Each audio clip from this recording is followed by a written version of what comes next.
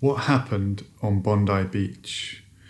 George Galloway made some very strong points about what he saw in the footage. The two attackers looked like they knew what they were doing. They weren't randomly spraying bullets everywhere. They were firing and reloading with great efficiency. Were they trained somewhere? What is their background? What is their military background? Do they have a military background? Were they on some watch list? Why, very often when this happens, does it seem to be that the perpetrators were on some watch list? They were on the verge of being attacked. And if I am correct, the attackers were found with some IS paraphernalia on them. Was it flags, logos? They seemed to be with their allegiance to IS. So what was the motive? Of course, it's an anti-Semitic attack. They are anti-Semitic, but are they inspired by IS? Rather than what we're hearing about the solidarity movement in Australia kind of being given the blame for this.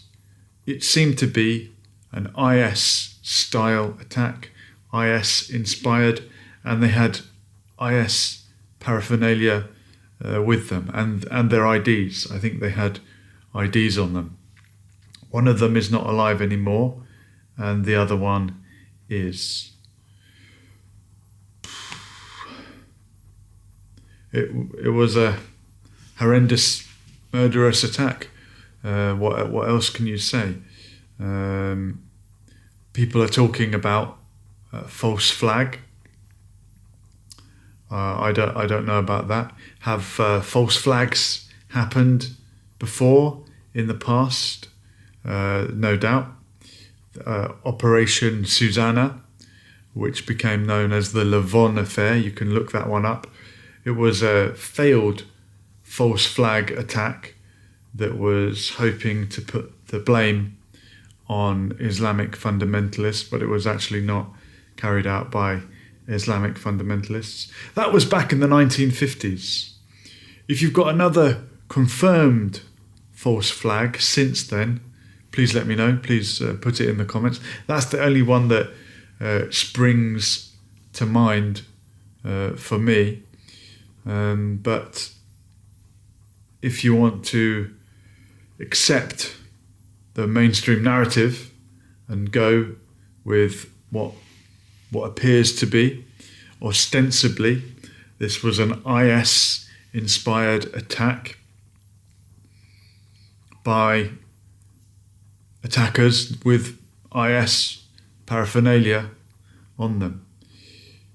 Candace Owens put out a tweet a couple of months back warning that something, or suggesting that something like this might happen. And she said, save this tweet, kind of like, mark my words, there's going to be some kind of attack. I'm not a complete conspiracy theorist.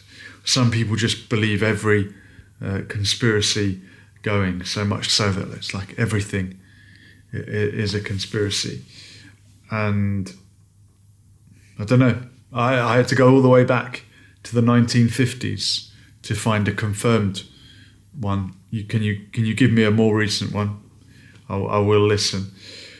But people have also mentioned that the police in Australia took a very long time to respond, over 20 minutes, I believe, as this attack was unfolding. Now that's not acceptable, and alarm bells go when you hear something like that. And I remember hearing somewhere that in the UK, around 50 plots, 50 attacks per year are foiled, are intercepted, and we never hear about them. We never know about them, but they are about 50 are prevented. I mean, which means if you sat back and did nothing, there would be about one a week. So if you wanted one to happen, you wouldn't really have to fake it. You just have to take your foot off the gas for a week, and probably one would slip through the net. If I'm right on the stats, we'll have to confirm it. So I don't know. I'm not saying that they let it happen, but definitely there was a delayed reaction for around 20 minutes. Let me know what you think in the comments. Why did this happen? Why was the reaction so delayed?